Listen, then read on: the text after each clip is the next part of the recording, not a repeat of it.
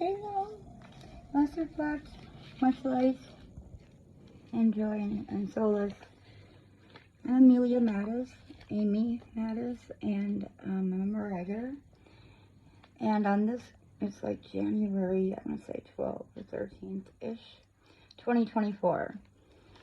And today I was going to read a little bit of my chapbook, Almost 7. And this is definitely the author's copy. You know, it's been loved, maybe too much almost.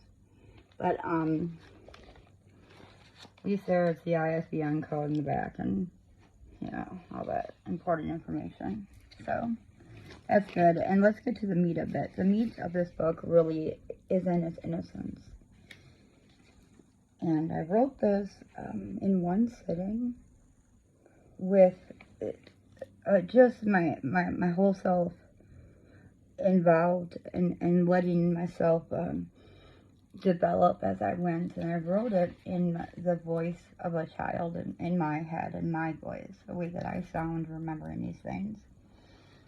And I then utilize a large metaphor for something that, to describe something on a certain scale. But Almost 7 is Stand in the Trinity of Lamb, Follow, Stand, Lead. And directly after Almost 7 is my book, The 73. Shall we begin? Okay. So I'll just be reading the beginning. Saturday, my brother and I were going to get it.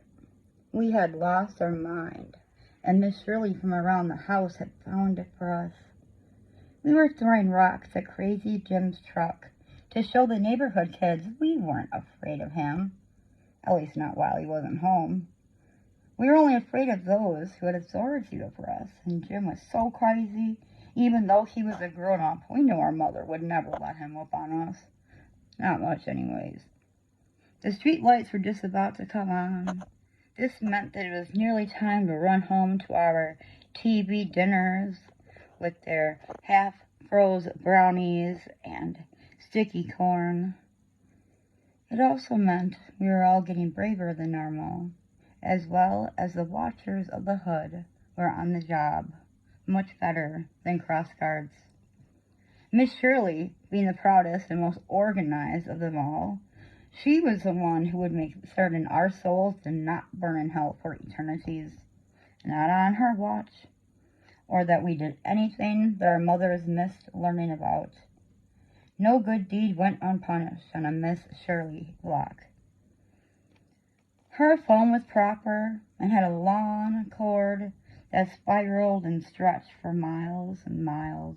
We saw her phone cord before it saw her. Probably connects to God somewhere along the line, keeps going. I had to tackle Kiki before the cord roped us in. She was very good at target practice, and the curls of the wire licked tiny nettle stains onto our summer legs. My brother and I were dressed alike as usual, and our clothes, well, they never fit. So it worked just right for her to grab my brother and I by our Mr. T shirts, super tight, and carry us like that all the way inside her house. Not even needing shoulders because them shirts were so darn big. And she was multi-talented, Miss Shirley, getting a nod and a confession and a yes ma'am out of my brother and I before the questions were even asked, because it was always better to somehow be wrong than lie. All the kids on our block, dripping with grape Kool-Aid and pudding pops, scurried to watch our fate through the wide open kitchen window that held no screens. Back then, the breeze meant more joy than any fear of bees did, which were good entertainment as long as they didn't sting, and as long as no one died. Our mothers would chase them with brooms, and sometimes you could hear a couple siblings scream when the broom was turned to finally shoo us out from something we surely had done and was finally caught for. Miss Shirley had such big hands, and she made good use of them. One fat finger stuck in the rotary, taking its time to finish 7 pulses, while our mother answered in 3. You could hear Rose outside taking down her braids, one at a time.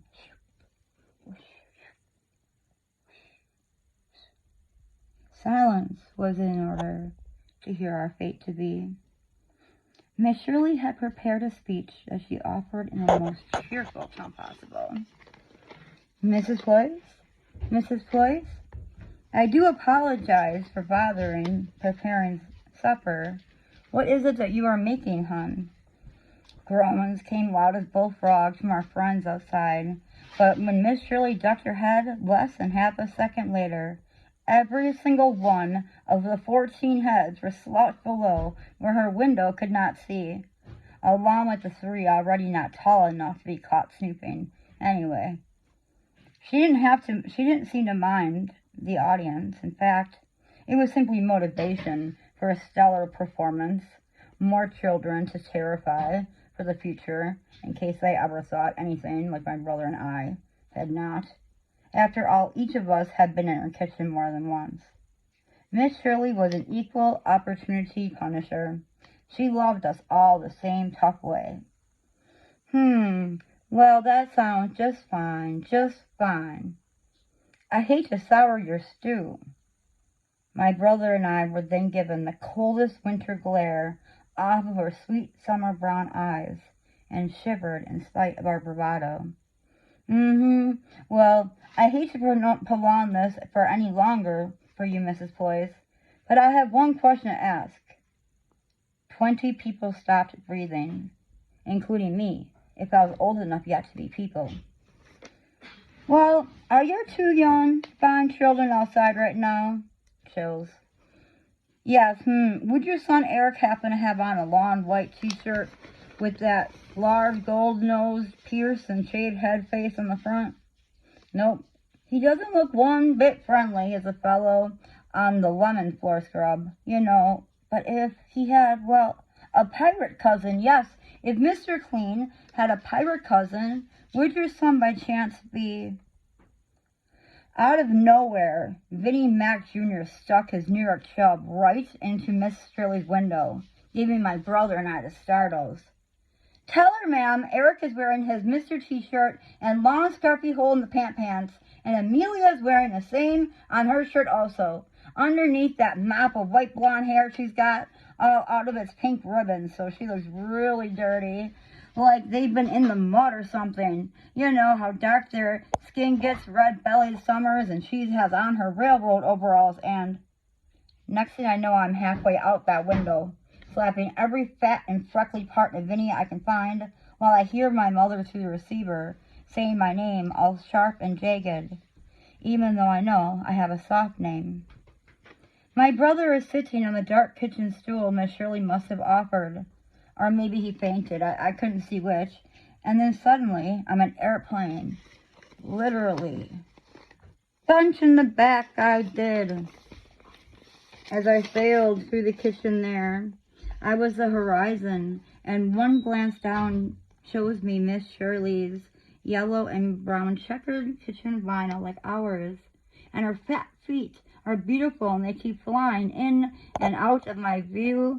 Her bright pink toes definitely the solar system, and something salty oceans, and glinting off my cheeks, the sun, with Eric now curled up in a tiny little earth ball, with his brown and blue fuzzy 80s canvas sneakers.